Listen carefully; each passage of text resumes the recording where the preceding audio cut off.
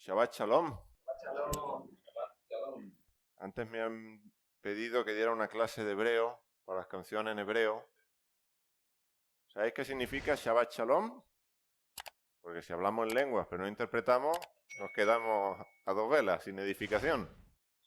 ¿Qué es Shabbat? Reposo y paz. Pues qué bien, ¿no? Hotelico, Torrox. Si te gusta la Biblia como a mí, pues día fenomenal. ¿Sí? ¿Ese es Shabbat Shalom? ¿Qué es Shabbat Shalom?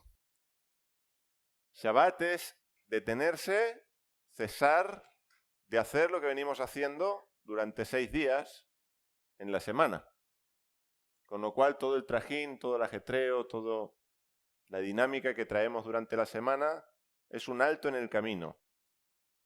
Y es un alto en el camino que debemos hacer físicamente, pero también debemos hacer mentalmente.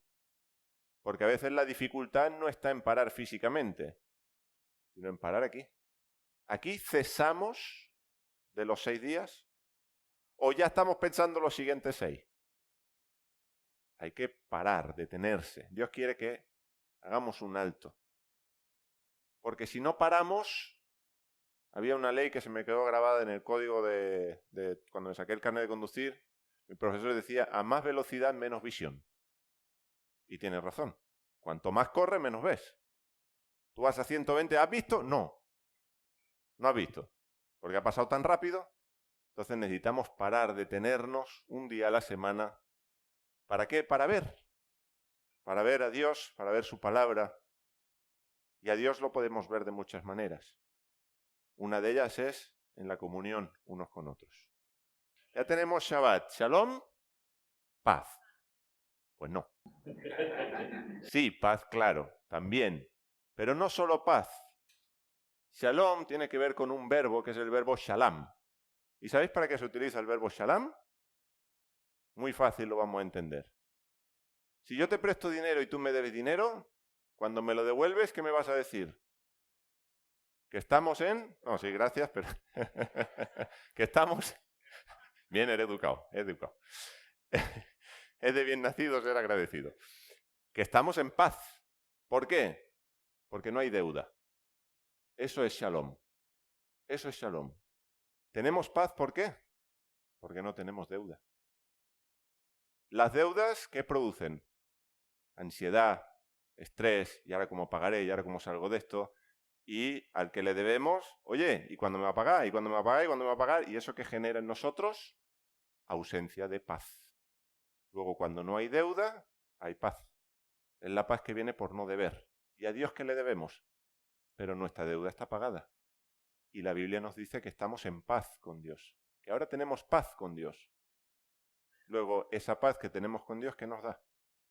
El disfrutar este shalom en Shabbat. ¿Amén? Pues ya está. Clase de Brañol impartida y nos vamos a Isaac.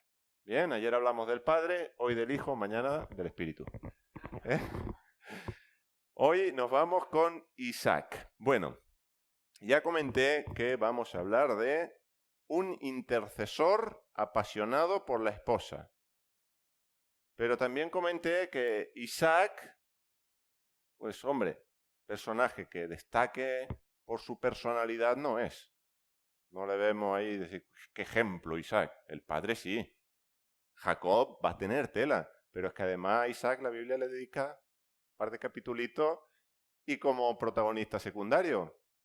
Además, no sé si puedo decir lo que tú pensabas de Isaac hace un tiempo. Que tenía algún problemilla mental porque hasta le tuvieron que buscar la esposa. Dice este muchacho, dice, ni novia se va a sacar. Dijo, le busco mira que tenía 40 añitos. Es que no es poca cosa, no era un chaval. Ya veremos por qué. No, Marco, con 40 ya no sé, es un chaval. Ya no. Entonces, Isaac, ¿qué destacamos de Isaac? Siempre nos queda ahí a mitad de camino entre el padre, entre el hijo, era el esposo de Rebeca. Además, fíjate que es el que se fija en Esaú. O sea, prefiere al hijo que Dios no quiere. Con lo cual, dice, encima mal encaminado en este sentido, si no le toman el pelo, pues acaba bendiciendo a Esaú, y los propósitos de Dios, ¿qué? Entonces, estaba ciego medio ciego ya cuando llega la vejez y ¿qué le queda? Pues que se muere y lo entierren. Entonces, ¿qué hacemos con Isaac? Pues hoy espero que podamos aprender de nuestro padre, de este padre de la iglesia, de este antepasado nuestro, de nuestro pueblo, y ver la pasión que tenía por su esposa y cómo eso le llevó también a interceder por la esposa para que Dios intercediera por él y la esposa dejara de ser estéril. Porque anda, qué casualidad. Estos tenían una tara familiar, esta gente, porque iban de estéril en estéril. Sara estéril, ahora Rebeca, digo, no se pueden buscar esto, no habían test antes, ¿cómo se hacía? Pues nada, estéril, estéril, estéril, pero es que había un propósito divino en que fueran estériles. Porque como decíamos antes, Francis, Israel es una creación de Dios. Si Dios no interviene sobrenaturalmente, Jacob no nace. Y si no nace Jacob, no nace Israel. Luego hay una dimensión en la creación de Israel que es divina. Por eso Dios se le puede llamar el Padre. Y le dice, mi hijo eres tú. ¿Por qué? Porque es que es así. Desde un punto de vista espiritual, Dios es el Padre de Israel. Vámonos antes de meternos con Isaac como intercesor. Nos vamos a meter a Isaac como resucitado. Porque Abraham era un resucitado. Ya lo vimos ayer. Dios lo resucitó, a Sara también, pero es que Isaac es un resucitado. Nos vamos a ir a Génesis 22. Génesis 22, 5. Una respuesta que seguro que os gusta. Que ya la habéis escuchado. Es decir, mira qué fe tenía Abraham. ¿Qué dice ahí?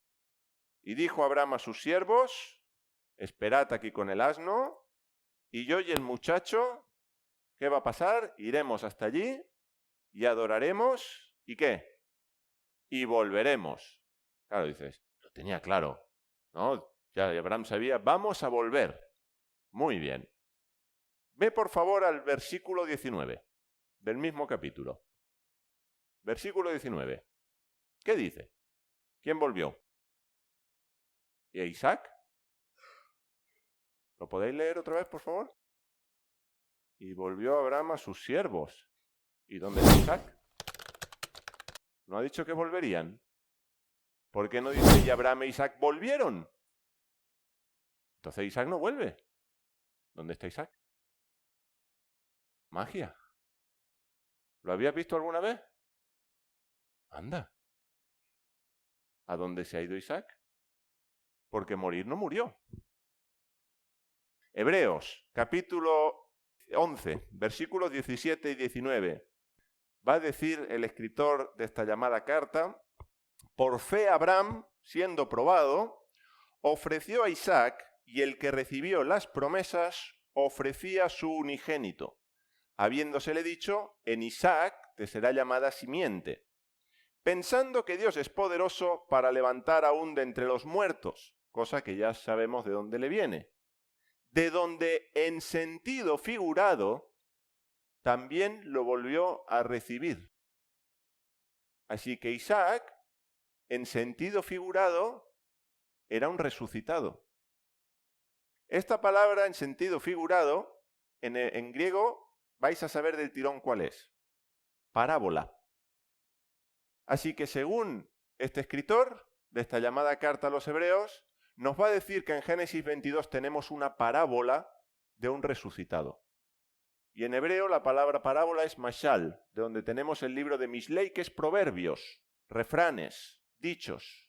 Y en Génesis 22, el escritor no lo interpreta literalmente, sino que está haciendo una parábola y dice, Isaac en parábola ha resucitado.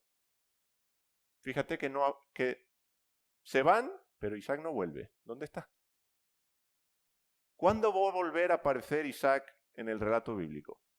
Porque ahora viene Génesis 23, va a morir Sara, va a haber el entierro de Sara, la compra del campo con la cueva, toda la transacción con el pueblo hitita, y va a quedar una heredad para sepultura. Fíjate tú, la herencia de la tierra prometida, qué maravilla, ¿verdad? Un cementerio de toda la tierra prometida, eso es lo que tuvo Abraham en vida.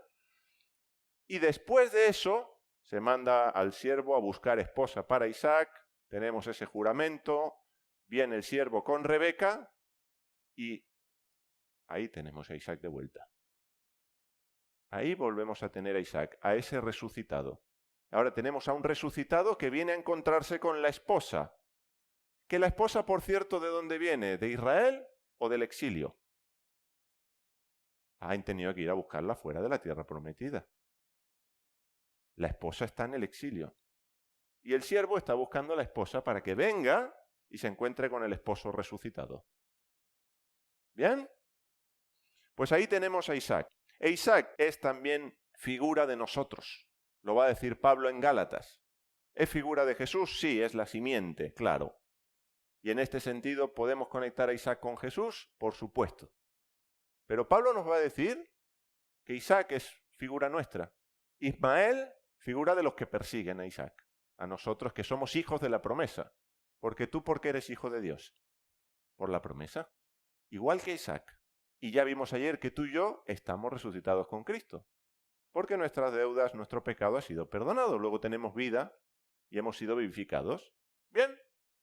¿Podemos ser como Isaac? ¿Sí o no? ¿Hemos desayunado bien? Muy bien, ¿no? Fenomenal. Ahora, vamos a ver cómo Isaac era un apasionado. Vamos a ir a este episodio donde se encuentra con la esposa.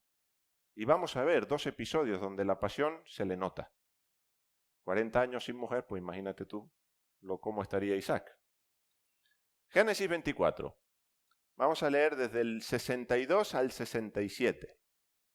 Dice: y venía Isaac del pozo del viviente que me ve, Beer Lahai Roi. Este pozo es el pozo donde el ángel de Dios se encuentra con Agar.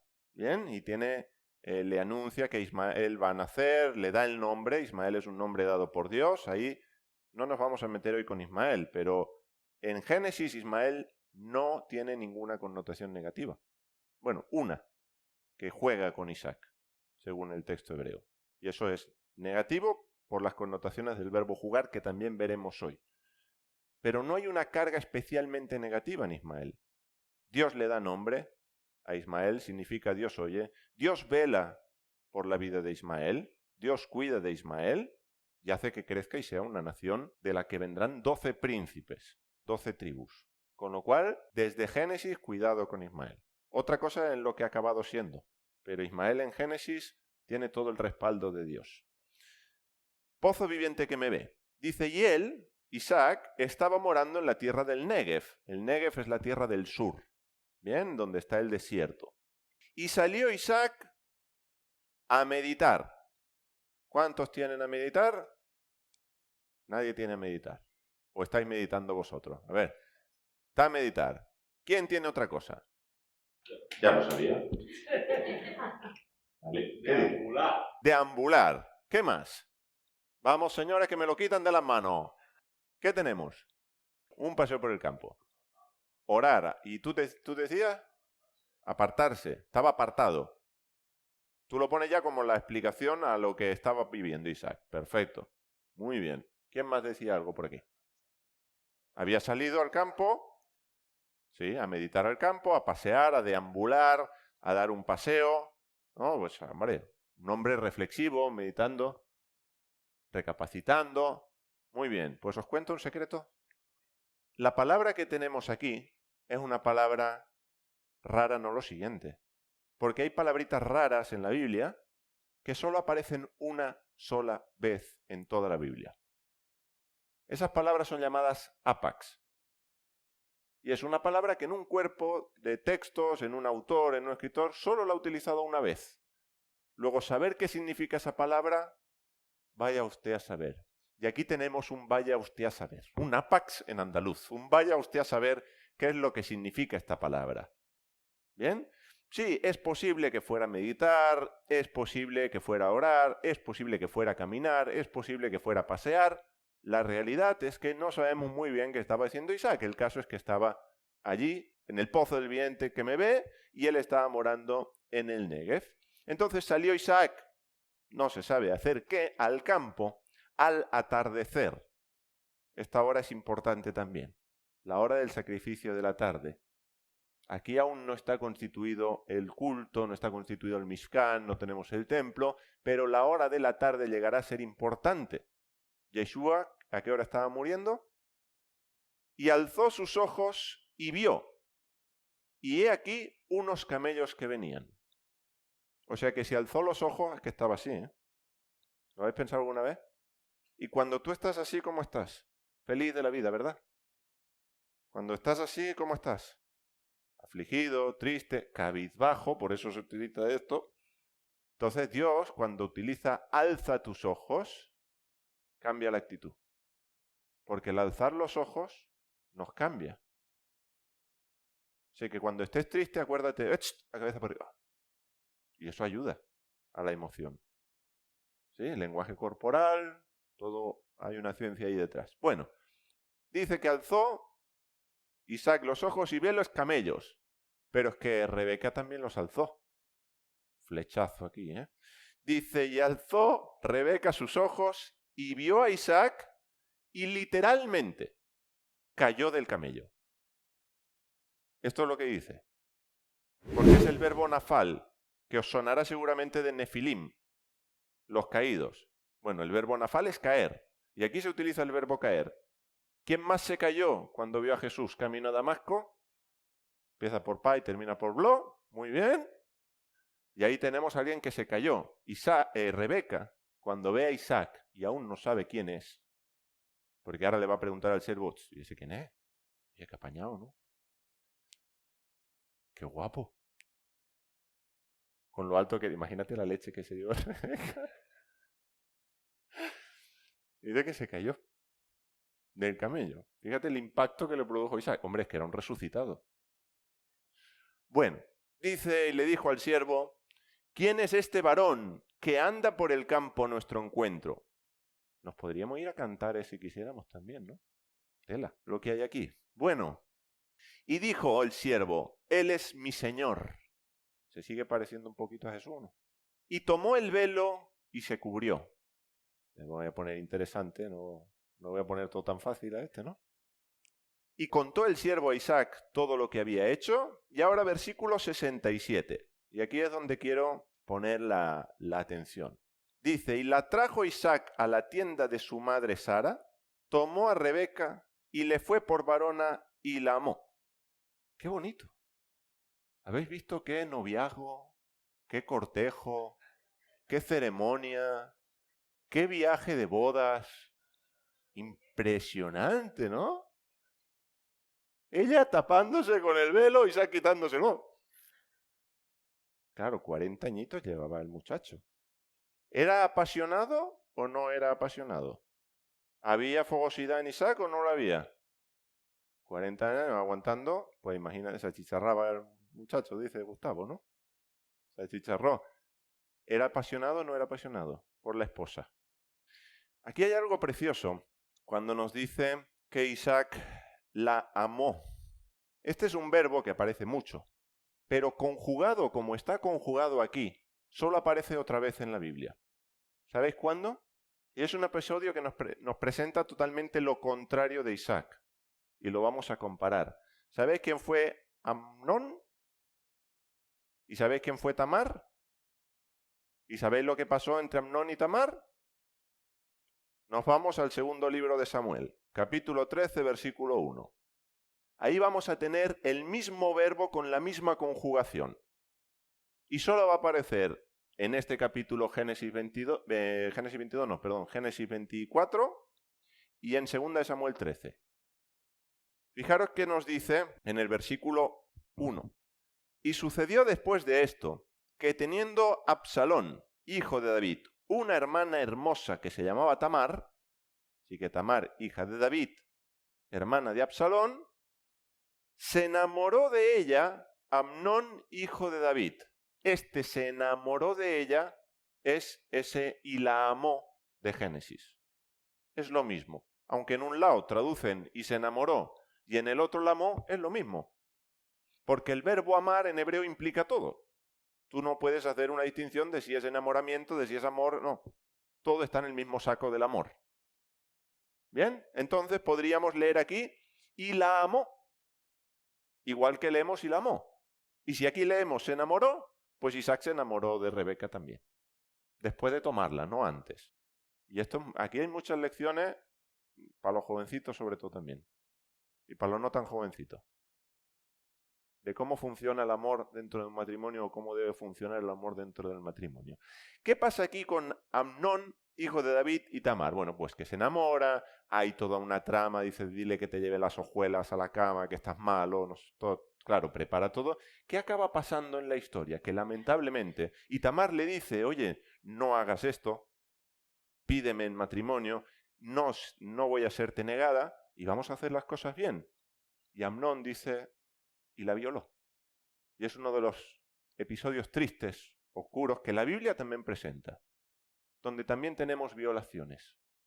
Y esta fue una de ellas. Así que fijaros qué ocurre aquí. Que después de violarla Amnón, dice que la aborreció, se pasa del amor al odio, y pasa, ¿por qué? Porque ya le había perdido todo el respeto, la había deshonrado, y ya dice, tú ya no vales nada. Y pasa de un objeto de deseo extraordinario a un objeto de desecho absoluto. El proceso con Isaac es absolutamente contrario. Amnón no la toma como esposa, pero primero la ama y luego la desecha. Isaac primero la toma como esposa y luego la ama. Isaac primero se comprometió con Rebeca y la pasión era fruto de ese compromiso. Ahora, ¿cómo te relacionas tú con la esposa? Porque si Isaac podría ser un tipo de Jesús, la esposa puede ser un tipo de la esposa de Jesús. ¿Cómo te relacionas tú con la esposa? ¿Como Amnón, que te enamoras de la esposa pero para aprovecharte de ella y luego desecharla? A ver qué sacamos de la iglesia. Y después, como la hemos deshonrado, la echamos a un lado. O como Isaac, nos comprometemos con la esposa y apasionados la servimos, la honramos, porque la pasión viene luego, no antes. Si la pasión viene primero, cuidado, porque si no hay compromiso, así como ha venido, se va a ir. Y necesitamos compromiso con la esposa. No usar la esposa como a mí me conviene, para satisfacer mis deseos, para satisfacer mis pasiones. Para el calentón de 40 años me lo quito, ya estoy bien, pues ahora sigo mi vida. Sino poder comprometernos con la esposa y luego apasionarnos por la esposa, enamorarnos de la esposa. Y esto es algo que viene también con el día a día, con el vivir, no solo fruto de un momento de fogosidad. Así que ahí tenemos a Isaac, sin duda apasionado por la esposa, pasión que vino por el compromiso, por haberla tomado como esposa. Tú eres mía y yo soy para ti. Y hay un pacto de matrimonio. Vamos a un segundo episodio donde Isaac se le va a pillar, se le va a ver el plumero. Vamos a tener la pasión de Isaac asomando otra vez. Parecía que Isaac no... Míralo. Parecía una mosquita muerta. Génesis 26. Génesis 26, versículo 6 al 8. Vamos a estar en Gerar, Abimelech, un episodio parecido al que tenemos con Abraham y Sara, donde llegan al rey de los filisteos y hay un miedo de que la esposa es muy guapa, a mí me van a quitar de en medio y se van a quedar con mi mujer. Bueno, eres mi hermana, eres mi pariente. ¿Era una mentira? No, era una verdad a medias, que es lo mismo. ¿Sí? En el código de circulación también. Si hay un semáforo, un stop y un policía, ¿qué rige? Lo más restrictivo, ¿no? Vale, si tú eres marido y mujer, pero además es tu hermana, ¿qué rige? ¿Qué es tu hermano o qué es tu mujer? Lo más restrictivo es tu mujer. ¿Era mentira o no era mentira? Dice el versículo 6. Y se asentó Isaac en Gerar, y los hombres del lugar le preguntaron por su varona. Y él respondió, ella es mi hermana. ¿Por qué? Porque tuvo miedo de decir, es mi varona, pensando, tal vez los hombres del lugar me maten por Rebeca, porque ella era de hermoso aspecto. Se la buscaban guapas. Y sucedió que se le alargaron los días allí, tal cual dice así el texto hebreo, se le alargaron los días allí, y se asomó Abimelech, rey de los filisteos, por la ventana, y vio, y he aquí, ¿qué estaba pasando? Que Isaac acariciaba a Rebeca, su varona. ¿Os acordáis de Abraham que también estuvo en Gerar, rey Abimelech? Pregunto, que a lo mejor en tu Biblia sí viene. ¿A Abraham lo pillaron acariciando a Sara? Pero Isaac no se podía aguantar. A Isaac se le hacían largos los días y lo pillan acariciando a su esposa. Que claro, que para que Abimelech llegue a la conclusión de que es la esposa y no la hermana, imagínate tú el tipo de caricias. El verbo que aquí tenemos es un verbo de la misma raíz que el nombre Isaac. Y es un verbo que cuando se utiliza en este sentido viene a ser un eufemismo de mantener relaciones sexuales. ¿Era apasionado o no era apasionado Isaac? ¿Amaba a la esposa y tenía ganas de tener intimidad con la esposa? Fíjate tú que ha dicho es mi hermana, pero los días se le alargan. Jacob, por amor, los días se le hicieron cortos. Pero a Isaac se le están haciendo largos porque está privado de su esposa y no aguanta más.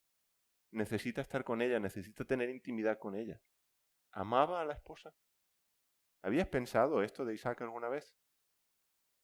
Tenemos aquí un apasionado por la esposa. Y esta pasión es la que debemos también nosotros tener por la esposa. ¿Se te hacen largos los días cuando no puedes estar con los hermanos?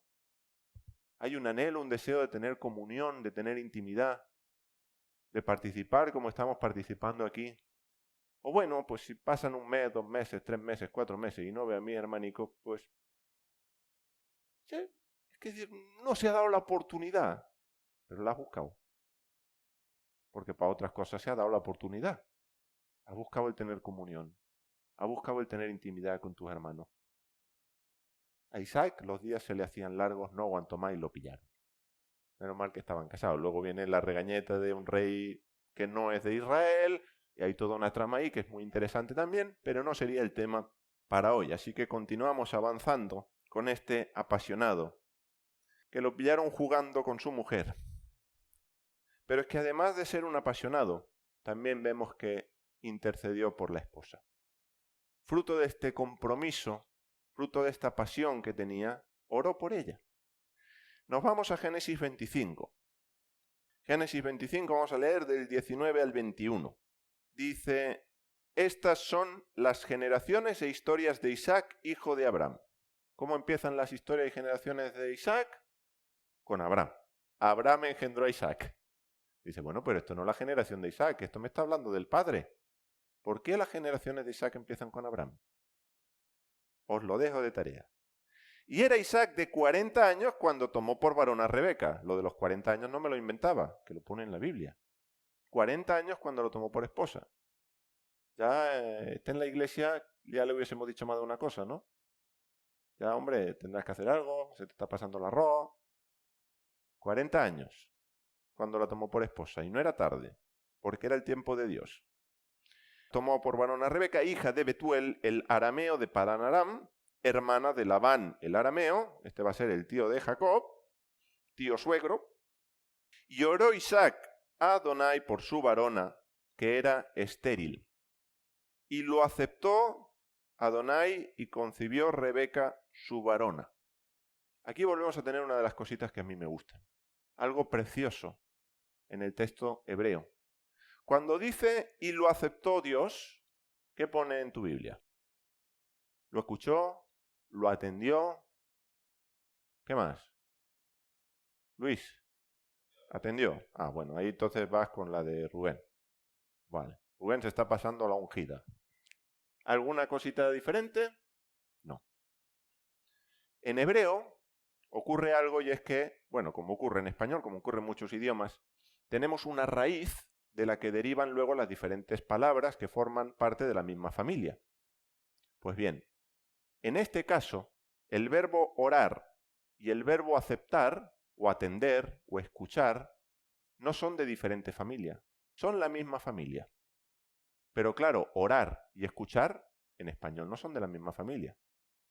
En hebreo sí tenemos estas dos palabras de la misma familia. Además, si les quitamos las vocales, que es algo que se puede hacer en hebreo, tienes las mismas consonantes, tanto en un lado como en otro. Así que, ¿cómo se puede entender también este texto? Se puede entender que Isaac intercedió, pero es que Dios intercedió. Y oró Isaac y Dios oró. Así se puede entender también este pasaje. Fijaros qué bonito. Fijaros qué Dios tenemos. Un Dios que no solo nos escucha, sino que intercede por nosotros. Un Dios que cuando intercedemos por la esposa, ¿qué hace Dios? Intercede por la esposa. En favor de aquel que ha intercedido. ¿Es bonito o no es bonito? ¿Aprendemos de Dios o no aprendemos de Dios? Para esto sirve el hebreo. No para saber hebreo, para encontrar a Dios en el hebreo. Para ver la palabra de Dios tal y como nos ha llegado. Y descubrimos riquezas como esta, entre muchas otras que tenemos. Así que Isaac intercede y dice por su varona frente a su varona. La tenía delante. No es un momento de que Rebeca está en sus cositas, ahora voy a orar. No. Está intercediendo y la esposa la tiene ahí delante con él. Y Dios intercede. Ahora, antes le decía a Abraham no tenía el mismo problema que Isaac. ¿Y dónde dice la Biblia que Abraham oró por Sara? ¿Por qué Abraham no oró por Sara? Sin embargo, a Isaac sí vemos esa intercesión. Y con Jacob peor que Abraham. Porque Raquel le va a decir, dame hijos o me muero. Quita, hombre, ¿qué soy yo acaso Dios para darte hijos? Ya no solo que no ora, sino que la manda a freír espárragos. Digo, bueno, cada padre de una manera, ¿no? Sin embargo, en Isaac vemos esa intercesión, esa oración, y que ¿cuántas veces intercedió? ¡Qué puntería! ¡Qué puntería! Porque a la primera que ora Dios, ok, adelante. Porque tu padre no me pidió. Pedid y se os dará. ¿Por qué Abraham no me pidió? Intercedió por Sodoma. Intercedió por Abimelech y su casa. ¿Y a Sara? Sin embargo, Isaac dice, yo voy a orar. Voy a orar por mi esposa. Porque no puede concebir. Porque es estéril. Y es estéril de la misma manera que lo era Sara. La palabra en hebreo es la misma. No es diferente. Hay otras palabras para expresar la esterilidad. En este caso, las dos tenían la misma condición. Por lo tanto, ¿cómo estaba el útero de Rebeca? Muerto. ¿Y Dios qué hace con Rebeca? La resucita. Ya tenemos la pareja de resucitados. Isaac resucitado, Rebeca resucitada. ¿Qué produce eso? La vida. La vida. Tenemos que vivir en la fe de la resurrección para poder engendrar vida. ¿Amén? Ahora, vámonos a nuestra intercesión. Primero intercedemos y si lo hacemos, ¿por qué lo hacemos? ¿Cuáles son los motivos por los que intercedemos? Voy a ponerte un escenario que igual no es el tuyo, ¿vale?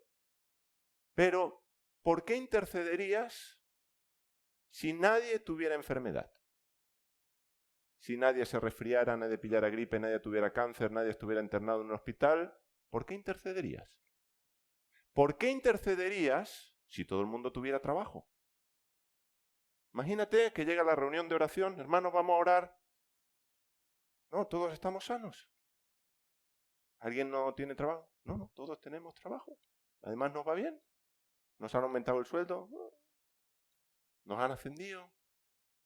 Bueno, vamos a orar por las personas inconversas, ¿no? Tus familiares. No, todos son creyentes. Esta reunión se me está complicando. Ahora, ¿por qué intercedemos?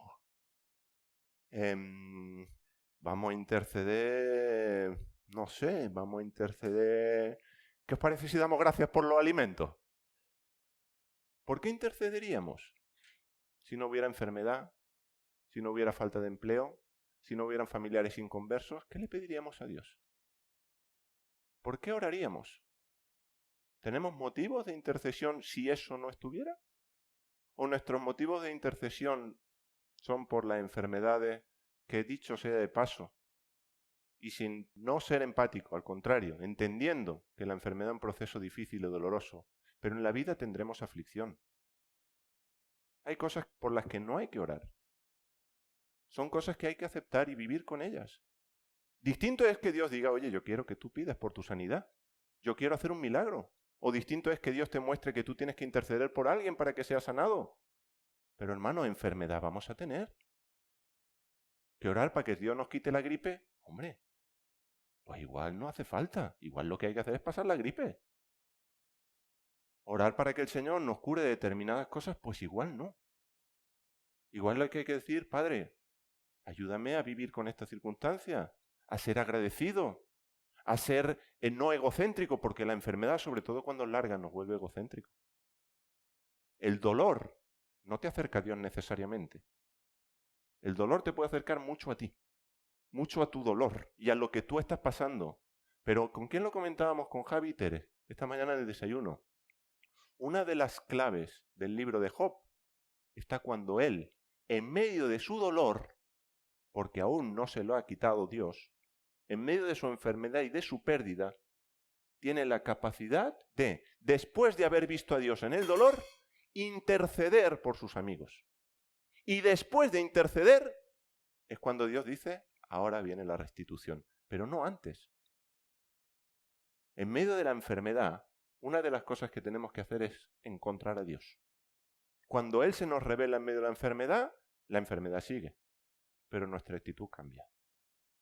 Y la segunda cosa que necesitamos en medio de la enfermedad es bendecir a otros.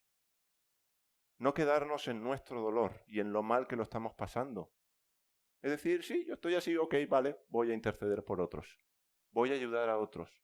Voy a ser de bendición. ¿Por qué? Porque precisamente el sufrimiento tiene el potencial de que pueda ser bendición para otros. Imagínate que Dios nos va quitando todos los sufrimientos. Estaríamos fenomenal. Pero ¿a quién bendices? Voy a contar un testimonio. No suelo hacer esto, porque me gusta centrarme en la palabra, pero creo que os puede bendecir, o al menos alguno. ¿Sabéis por qué mi hija se llama Keren?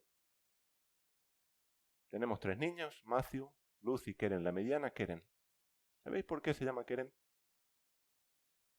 Porque así se llamaba una de las hijas de Job, Keren Apuk. Keren Apuk significa cuerno de maquillaje. Keren a secas es cuerno. Tal vez le tendría que haber puesto Apuk para compensar, porque a veces decía un cuerno. Le puse Keren Apuk porque así como las otras 2 hijas de Job, Jemima y Kesia, todas son nombres que están relacionados con la belleza. Y es muy llamativo que en la Biblia se nombre en una genealogía a mujeres. Cuando eso pasa, algo hay, porque normalmente a quien se nombra es a los varones, no a las mujeres. Y Job tuvo hijos. ¿Pero cómo se llamaban los hijos de Job? ¿Cómo se llamaban las primeras hijas de Job? Pero las 3 últimas sí te las dice. Nombres que tienen que ver con la belleza. Y una de las cosas que yo aprendí de estas hijas es que precisamente cuando nace la belleza es después del sufrimiento. Cuando has visto a Dios en medio del sufrimiento y cuando has tenido la capacidad en medio del dolor de interceder por otros, entonces es cuando la belleza nace en tu vida. ¿Quieres que haya belleza en tu vida? Pues igual Dios tiene que dejar la enfermedad. Igual Dios no la tiene que quitar. ¿Y eso produce dolor? Sí. ¿Eso produce lágrimas? Claro. El hecho de tener un hijo perdido ¿produce dolor? Sí. Pero igual Dios lo que quiere es que en tu vida florezca la belleza. Así que si intercedes, pide que haya belleza. Pide ver a Dios. Pide que te dé la capacidad de, a pesar de la pérdida, poder orar por otros. Poder bendecir. ¿Habéis sufrido una división? Claro. ¿Produce dolor? Sí. ¿Matrimonios rotos? ¿Produce dolor? Sí. ¿Queremos no tener dolor? Claro. Porque Dios no nos creó para sufrir, Dios nos creó para estar en un jardín. Y el dolor forma parte de la vida. La falta de empleo forma parte de la vida. Los hijos inconversos forman parte de la vida. Los matrimonios rotos. Las familias desestructuradas. Las crisis de identidad. Todo eso forma parte de nosotros. Y Dios no va a hacer magia. Y Dios no nos va a meter en una burbuja. Y nos gustaría. Sí. Y a veces necesitamos desahogarnos con Dios, claro. Mira los salmos. Si no, la mitad de salmos no están. Nos hemos quedado el Salmo 119 y poquito más. ¿Necesitamos eso? Sí, necesitamos. ¿Necesitamos que el hermano nos escuche? Sí. Y a veces decimos, ora por mí, y lo único que necesitamos es que el otro nos esté escuchando. Porque luego no sabemos si ha orado o no ha orado, pero qué bien que me ha escuchado. Y hemos convertido el orar por nosotros en simplemente, oye, tengo un problema y quiero que tú estés pendiente de mí. Y eso es lo que necesitamos hacerle llegar al otro. Estoy pendiente de ti. Si alguna vez os he dicho, y si no, pues a lo mejor os lo digo, te tengo delante del Padre, no es que todos los días estoy orando por ti, es que te tengo delante del Padre. Es que le digo a Dios, Dios, acuérdate, mi hermano. Y es que te pienso delante de Dios. En tu enfermedad, en tu dolor, en tu ruptura, en tu pérdida, en tu vacío, en tu agujero. Pero, ¿sabes? Necesitamos agujeros. Porque de lo contrario, ¿por dónde pasa Dios? Necesitamos estar llenos de agujeros. Necesitaríamos no tener agujeros porque no tuviéramos contenedor, sino que nosotros fuéramos un agujero en el que Dios se ve y se desborda. Ser completamente transparentes, sin nada que prive que Dios pueda salir y bendecir al otro. ¿Cómo cambiarían, no, las reuniones de oración? Vamos a ver algunas oraciones a modo de ejemplo. Oraciones que tenemos en la palabra, que de pronto nos dan alguna idea de por qué podemos interceder. ¿Bien? Moisés, Éxodo 32, versículo 11 al 13. Dice, y Moisés oró. Bueno, la idea sería que aplacó a Dios, o que hizo que Dios pusiera buena cara. Esta es la idea del verbo que tenemos aquí. ¿Bien? Oró en presencia de Adonai su Dios y dijo, ¿por qué Adonai arderá tu ira? Literalmente arderá tu nariz. Cuando leemos la Biblia en hebreo, las partes del cuerpo se conectan a emociones. La Biblia da sabiduría. También en el mundo material y físico. ¿Qué pasa cuando te enfadas? ¿Qué se te hincha? La nariz se te pone colorada, como los toros. ¿Sí o no? La emoción de la ira tiene que ver con la nariz. ¿Sabéis qué otra cosa dice la Biblia de la nariz? ¿Qué es la paciencia según la Biblia? Bueno, puede ser muchas cosas, pero bíblicamente hablando es tener la nariz larga. Así que una persona con nariz larga posiblemente es paciente. Y si tiene nariz muy cortita, igual la mecha también. Y esto no es broma. Comprobarlo. Ahora iros fijando en la nariz de la gente y vais viendo si es paciente o no es paciente. No tiene que ver con Pinocho. Pinocho le crecía por otra cosa. Entonces, Dios tiene la nariz muy larga. No infinitamente larga, pero muy larga. Porque es lento para la ira. Entonces, claro, hasta que se le calienta la nariz. ¿Bien? Bueno, bonus track. Dice, ¿por qué arderá tu ira contra tu pueblo, que hiciste salir de la tierra de Egipto con gran poder y con mano fuerte? ¿Por qué dirán los egipcios diciendo, para mal los hizo salir, para matarlos en los montes y para raerlos de sobre la faz de la tierra? Vuelve del ardor de tu ira y arrepiéntete, cambia de parecer. No arrepiéntete porque has pecado, porque Dios no peca. Pero sí cambia de parecer con respecto a destruir tu pueblo y levantar de mí un nuevo pueblo. ¿Bien? Recuerda... aquí le va a tocar la fibra. Versículo 13. ¿Qué tiene que recordar? Recuerda a Abraham, a Isaac y a Israel, tus siervos, los padres de la iglesia, a los cuales juraste por ti y les hablaste. Multiplicaré vuestra simiente como las estrellas de los cielos, y toda esta tierra, de la que dijiste, daré a vuestra simiente toda esta tierra, y heredarán para siempre. ¿Alguna vez le has tenido que hacer memoria a Dios de su pacto? ¿Has intercedido como Moisés intercedió? Le has dicho, Dios, recuerda que tú has hecho una promesa. Recuerda que tu honor está en cumplirla. Si tú no cumplieras esa promesa, tu nombre sería blasfemado por las naciones. ¿Qué te parece esta intercesión? ¿Cuántas oraciones así has escuchado en una reunión de oración? Hermanos, peticiones de oración. Vamos a recordarle a Dios su pacto. Así, ¿no? ¿No? No.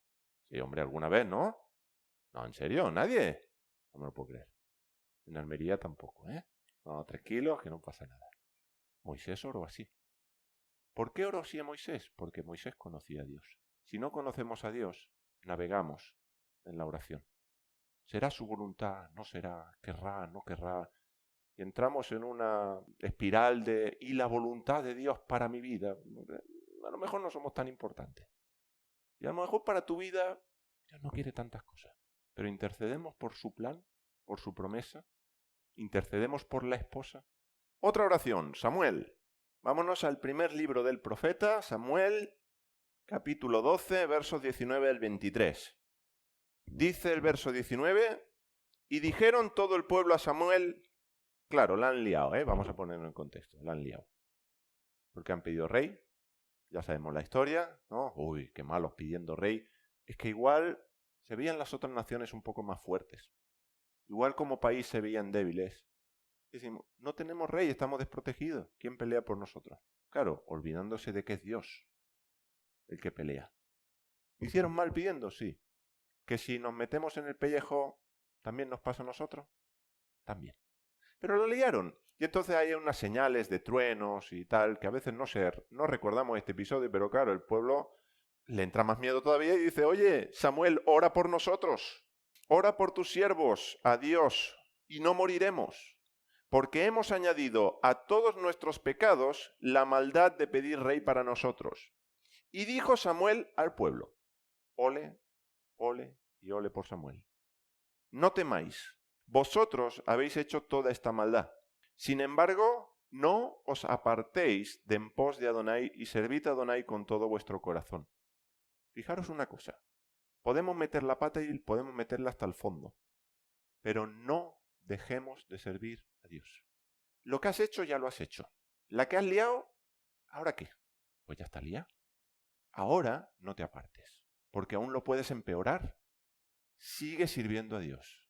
No te apartes de su camino. Y fijaros, dice, servid a Dios con todo vuestro corazón. Yo ya cada vez que veo con todo tu corazón, con toda tu alma, con toda tu mente, es repetir el Shema todos los días, mañana y tarde.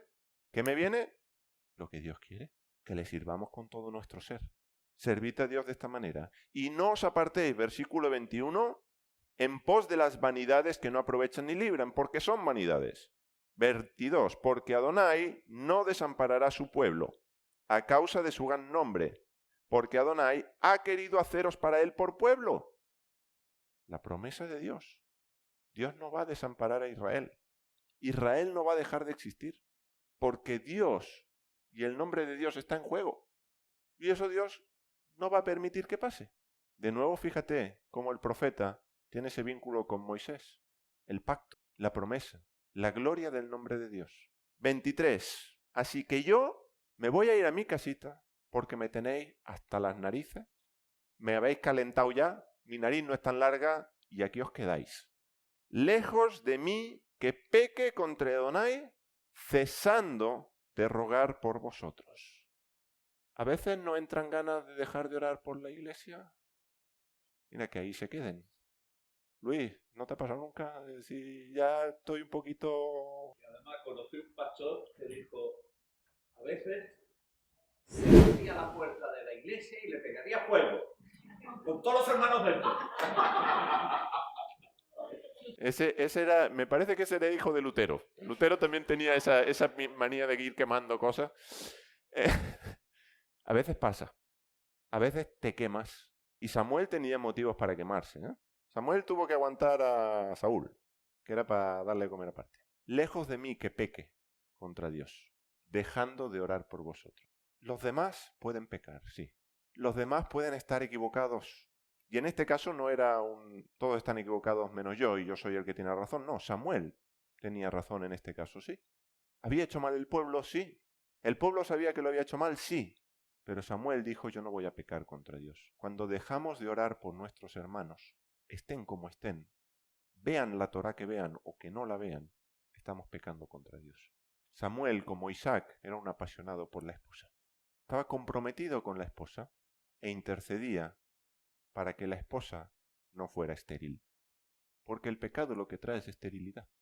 Y Samuel dijo, yo no voy a dejar de orar. Voy a seguir intercediendo. Aunque hay pecado, precisamente, Porque hay pecado en el pueblo. El pueblo necesita la oración. Nehemías, tercera y última oración, o tercer y último ejemplo que tengo pensado poner en principio. Nehemías 1, versículos 4 al 11. Dice: cuando oí estas palabras, y las palabras que escuchó fue cómo estaba de destruida Jerusalén, y no la Jerusalén celestial, la que está aquí. A día de hoy Jerusalén está hollada por los gentiles. ¿Te duele algo cuando oyes eso?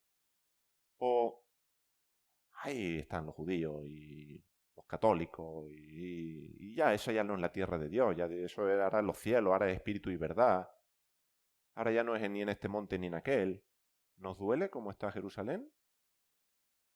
Hay indiferencia. En Nehemías no la había. Y yo no me atrevería a decir que no fue un hombre de Dios. Dice: cuando oí estas palabras, me senté y lloré e hice duelo por algunos días y ayuné. Bueno, ¿has ayunado por Jerusalén? ¿Cómo? Un momento. ¿Quién ha invitado a este catalán, por favor, con esta idea? ¿Has ayunado? Nehemías sí. Y el ayuno fruto de esa aflicción. Ayer lo hablábamos con Rafa. Cuando tú estás triste, ¿qué te pasa? Que se te quita el hambre, ¿sí o no? Cuando estás afligido, ni ganas de comer tienes. Ya está, no hay que darle más vuelta a un ayuno natural, que surge del dolor. Hay dolor, hay ayuno. No hay dolor, hay ganas de comer. Entonces, no es que ahora voy a dejar de comer voluntariamente para así provocar. ¿Estás dolido y te duele la situación? El apetito se te va. Y si no, comemos tan felices. Y bendito sea Dios que podemos comer, cuidado. Demos gracias a Dios por lo que tenemos. Pero ahí en el caso de Nehemías, hace duelo y ayuna. Y dice: y oré ante el Dios de los cielos y dije. Fíjate qué oración. Y ahora pon la oración de Nehemías y la tuya en la ICO, ¿vale? A ver qué tal. A ver cómo. O las pone una detrás de otra. Sí, papel de calco y a ver qué coincide, ¿vale? Te ruego, Adonai, Dios de los cielos, poderoso, grande y temible. Bueno. Esto lo hemos cantado bien, hasta aquí coincide, bien, bien, bien. Lo de temible no lo hemos dicho ninguno, porque es que un Dios temible no nos gusta mucho, ¿a que no? Lo de celoso tampoco lo hemos dicho, porque un Dios celoso, hombre, y los celos es un Dios tóxico. Dios es celoso, Dios es temible. Y cuando se habla del temor a Dios, yo he escuchado ese mensaje suavizado: no, eso es respeto. No. Eso es que te tiemblen las patas ante Dios. El temor no solo es respetarle, es también tenerle miedo. Porque el Dios de Israel es un Dios que échate a temblar como se levante del trono. Israel, cuando escuchó a Dios en el monte Sinaí, pensaba que iba a morir. Pero esa parte de Dios, con lo bonito que es el amor, la misericordia, como mucho la justicia, pero una justicia con misericordia, atenuada, con la nariz larga, nos gusta Dios. Un Dios con la nariz cortita, que resopla por la nariz, ya, pero es que eso también está en la Biblia. Ese también es el Dios de la Biblia. Ese también es el Dios en el que tú crees. Y si con la Torá no podemos hacer buffet libre, con Dios menos. No podernos, como aquí en el hotel, ¿no? Ay, mira, un poquito de pavo. Ay, los cereales, esto me gusta. Esto no lo dejo. Ay, papá, no quiero más. Con esto no lo podemos hacer con Dios. Y a Dios o lo tomamos como es, o a partes nos estamos haciendo un ídolo. ¿Y Dios es misericordioso? Claro. A millares de los que aman y guardan su pacto. ¿Pero Dios va a tener por inocente al culpable? De lo contrario, sería un Dios injusto. Y a veces tan misericordioso lo hacemos a Dios que lo hacemos injusto. Y todo está en Él. La misericordia y la justicia en perfecto equilibrio, en perfecta armonía. La ira también está en Él. Porque es paciente, sí, pero no eternamente. Y Él está irado contra el impío todos los días. Si no se arrepiente, va a entensar su arco. No, Dios ama al pecador. Como no se arrepienta el pecador, va a ver dónde va el pecador. Y este mensaje no lo podemos quitar de en medio porque la Iglesia Católica amenazó mucho con el infierno y metió mucho miedo con el infierno. Entonces, vamos a suavizar las cosas. No importa lo que se ha dicho del infierno o no. Lo que tenemos que predicar es un mensaje íntegro. Porque si no, estamos quitando uno de los motores por los cuales funciona el ser humano, que es el miedo. Y si no, mirad la vacuna. Y Dios utiliza el miedo. El miedo no es para manipular. Pero Dios tiene que infundir también temor. A nosotros y a los que van a creer en este Dios. No solo temor. Tampoco nos podemos ir al otro lado y ser como los Boanerges, ¿no?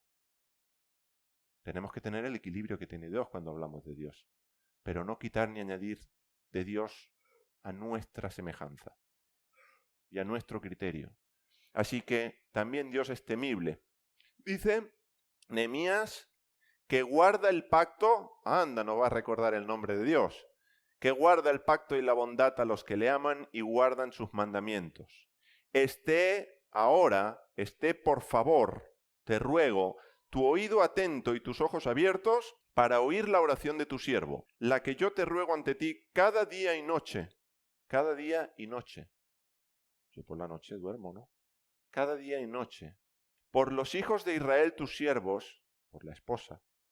Y confieso los pecados de los hijos de Israel que hemos pecado contra ti. ¿Has confesado tus pecados a Dios alguna vez? Sí, ¿no? Padre, te pido perdón porque pequé en esto lo he hecho mal. ¿Has confesado los pecados de Israel? ¿Confesar los pecados de Israel? ¿Yo? ¿A mí qué me toca eso, no? Si lo importante es que yo esté bien con Dios. La santidad de tus hermanos te afecta. Y los pecados de tus hermanos te afectan. Nos afectan. Y si Dios nos mira como pueblo y tú estás en el pueblo, los pecados del pueblo son tuyos. Nehemías ni siquiera está, porque está en el exilio. Y hay pecados que él no ha cometido, pero él sabe que es parte de un pueblo. Y ora confesando los pecados de los hijos de Israel que no que han cometido, los otros. Los otros no ven Torá. Y vamos a orar por los otros que no ven Torá. Los otros lo han hecho muy mal porque los otros, pero entonces voy a interceder. Perdona nuestro pecado. Perdona el pecado de tu pueblo. Perdona nuestras divisiones. Perdona nuestras murmuraciones. Perdona nuestras críticas. Perdona nuestros enojos. Perdona nuestros pecados. Porque somos un pueblo. Y hay una dimensión comunitaria, nacional del pecado. Y si no, mira el día de las expiaciones para qué era. Perdona nuestro pecado. Y no solo el nuestro. Yo y la casa de mi padre. Toma ya. Ahora hay que orar por los pecados de nuestros antepasados. ¿Por qué? Si no los hicimos nosotros. Ya. Pero ¿sabes que tú y yo estamos en el exilio por los pecados de nuestros padres? Anda. Pues igual si nos han afectado un poquillo, ¿no? Igual una amiguita, si hay que orar por los pecados de nuestros padres. Como oraba Nehemías. Esto sí, ¿no? Esto en las reuniones de oraciones, Francis, esto abunda, ¿verdad? ¿Qué tal si probamos a dejar a un ladico? Señor, cúrame de esto, cúrame de aquello, cúrame de esto. Señor, dame trabajo porque no tengo. Señor, dame una vivienda digna porque me han echado. Y empezamos a orar por la esposa. ¿Qué pasaría? ¿Qué pasaría? ¿Lo probamos? Vamos a probar a orar como oró Moisés. Dios, no nos destruyas. Acuérdate que tienes una promesa. Vamos a orar como Samuel. Dios, hemos metido la pata. Pero sigue teniendo misericordia con nosotros. Sigue perdonando nuestro pecado. Perdona el pecado de nuestros padres. Perdona la idolatría de nuestros padres. Porque, nosotros no somos idólatras. Muy bien. Pero estamos aquí por la idolatría de nuestros padres. ¿Qué tal si probamos a interceder por la esposa? En extremo, versículo 7, nos hemos corrompido contra ti y no hemos guardado los mandamientos y los estatutos y los juicios que mandaste a Moisés tu siervo. Recuerda ahora, de nuevo le hacen memoria a Dios como Moisés. la palabra que mandaste a Moisés tu siervo diciendo, vosotros seréis infieles, yo os dispersaré por los pueblos y volveréis a mí y guardaréis mis mandamientos. Hay algo precioso que no voy a tener tiempo de explicar en detalle, pero luego podemos conversarlo, que es el propósito purificador del exilio. La dispersión tiene un propósito de purificarnos, porque básicamente las naciones son aguas en la Biblia, y cuando tú miras un mikvé, un bautisterio, el bautisterio no solo sirve para acepto a Jesús y me sumerjo, no. El sumergirse, el bautizarse era también para purificarse. ¿Y ahora por qué Israel, el pueblo de Dios, está disperso entre naciones y cubierto por naciones? Para ser purificado.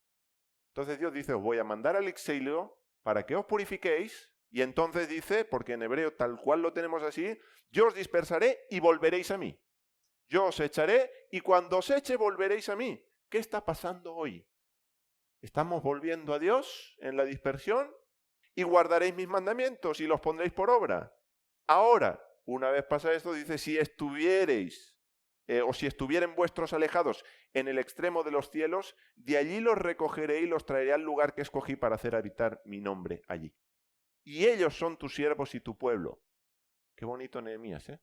Perdona nuestro pecado, ellos son tus siervos. Ahí no se está metiendo en el saco. En el pecado sí. Ahora dice, son tus siervos. Míralos con buenos ojos. Recuerda a Dios. Y no es una falta de respeto decirle a Dios recuerda. Lo hace Moisés, lo hace Nehemías. Recuerda que tienes una promesa. Cúmplela. Sé fiel a tu palabra. Recógenos de donde estamos dispersos. Reúnenos. Los cuales redimiste con tu gran poder y con tu mano fuerte. El éxodo es paradigmático. Te ruego, Señor, esté ahora, por favor, atento tu oído a la oración de tu siervo y a la oración de tus siervos, los que se complacen en temer tu nombre. Escucha la oración de tu siervo. Los que temen, tiemblan ante el nombre de Dios. Daniel también oró, no vamos a ver Daniel, pero Daniel oró así. Capítulo 9 de Daniel, te lo dejo de tarea, lo puedes leer, vas a ver qué oración te hace Daniel. Y una de las características de Daniel, sí, la oración. 3 veces al día, las ventanitas abiertas, ni el decreto del rey temió. ¿Por qué abría las ventanas Daniel? Si lo podía hacer con las ventanas cerradas. ¿A dónde estaba mirando Daniel cuando oraba? Anda. Pero espérate, Asun, porque el templo estaba destruido. Miraba a Jerusalén, aún sin haber templo. ¿Hay templo hoy en Jerusalén? No, pero ya no es en este monte ni en aquel, da igual. Ahora es en espíritu y en verdad. Bueno, vale. Sigue orando en espíritu y en verdad. Pero si oras en espíritu y en verdad, mirando a Jerusalén, puestos los ojos donde Dios tiene puestos los ojos, porque esto lo dice la Biblia, igual por algo es. Porque está muy bien que hayamos dejado de comer gambas. Está muy bien que guardemos Shabbat. Está muy bien los Moadim. Claro, viva la fiesta. Pero en la Torah hay más cosas. Y si volvemos a hacer un buffet libre, pues igual no hubiésemos quedado como estábamos, ¿no? Será cuestión de ir avanzando al ritmo que Dios marque en todos sus mandamientos, en todos sus estatutos, en todos sus juicios, en todos sus decretos. Claro, a su tiempo, sí. ¿Vamos a ir aprendiendo? Sí. Pero el que está aprendiendo y está siempre en el mismo lado, no aprendió nada. El que aprende avanza. Más rápido, más lento, pero avanza. Puede ser un caracol, pero el caracol se mueve. El caracol no se queda todo el día en el mismo lado. Dejando rastro y baba, igual sí, pero avanzando. Avanzando. ¿Tendremos que avanzar? Bueno, Daniel oró también como Nehemías. Y esos son ejemplos de intercesión por la esposa. En la Biblia hay más. En la Biblia hay más. Como venimos considerando, los padres de la iglesia, Abraham, Isaac y Jacob, hoy Isaac, un apasionado que intercedió por la esterilidad. Y Dios lo escuchó. Dios intercedió por Isaac y por Rebeca. Y de ahí van a hacer unos gemelitos, que los gemelos se las traen. Ya hablaremos esta tarde del gemelo. También nosotros seamos esos intercesores, apasionados, comprometidos con la esposa. Profesión es ilustrador infantil y estaba haciendo un dibujo. Cuando uno empieza a hacer el dibujo, Eso no tiene mucha forma de nada. Y viene mi niña Luz, pone al lado. ¡Qué feo, papá! Cariño, no está terminado. Ya verás que cuando papá lo acabe, lo ves y a ver qué te parece. Cuando el dibujo está sin terminar, es feo. Le faltan partes, el ojo no está en su sitio, la nariz no ha salido muy bien y hay que retocarla, porque está en proceso de construcción. ¿Sabes qué pasa? Que hoy la esposa no está terminada. Y a veces miramos a la esposa, papá, qué fea, porque vemos la mancha y la arruga, porque vemos que el ojo no está en su sitio, y que somos un cuerpo y muchos miembros, y hay miembros que esto parece la matanza de Texas, esparcidos por todas partes. Dice, muy buena pinta no tiene, pero Dios dice, no está terminada. Tu hermano no está terminado. Tu hermana no está acabada de hacer. Espérate a que Dios acabe con tu hermano, a que Dios acabe con tu hermana, y entonces di, oye, pues te ha quedado bien o no. Pero mientras Dios está construyendo, también nosotros estamos a medio hacer. ¿Tendremos que orar los unos por los otros? ¿Necesitamos las oraciones de los unos por los otros? Yo necesito tus oraciones. Mi casa necesita tus oraciones. La congregación en Almería necesita tus oraciones. El pueblo de Dios necesita tus oraciones. Por eso termino con Efesios 6, 18, que dice, orando en todo tiempo, con toda oración y súplica en el Espíritu, y velando en ello con toda perseverancia y súplica por todos los santos. Amén. Que Dios bendiga su palabra.